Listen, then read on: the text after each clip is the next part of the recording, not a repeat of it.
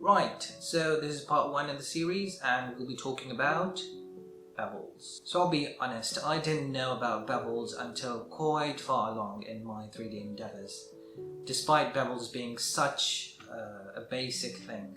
So that got me thinking that I might not be the only one in this ignorance, which is definitely not a bliss in this case. So bevel is the roundness or curviness of the edges, so the interface of the two surfaces is never tack sharp. Even the sharp edge of a knife will have a tiny amount of bevel in it if taken a look under a microscope. The edges of the tables are beveled, this clock is beveled, your phone is beveled. So in essence, everything in the world that you see around you does have beveling in one form or the other. So from now on, when you imagine a cube, I want you to imagine it with bevels. I'm emphasizing this because curves in the nature do have a psychological and evolutionary basis and hardwiring in our brain. Humans are attracted to curves in the nature rather than jagged, sharp surfaces. Over the course of evolution, curves signified beauty and childbearing potential of a female mate,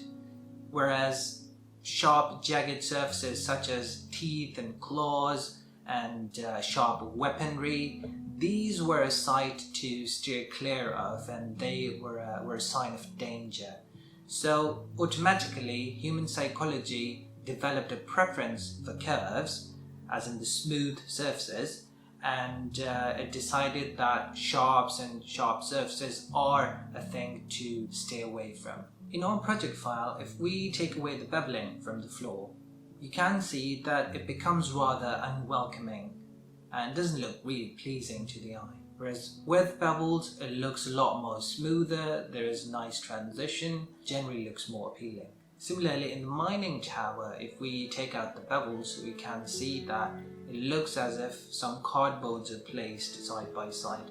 Whereas with bevels, it just unifies the mesh altogether. One of the big advantages of bevels is that they shine the light, and this really brings about the form of the object and it looks more pleasing. Bevels also blend the textures of the adjacent surfaces, so instead of having a sharp cut, you'll find that bevels really blend all of it together. So there are 3 principal ways you can add bevels to your models. One is the most usual way, in which you can use the bevel modifier, which is a procedural way.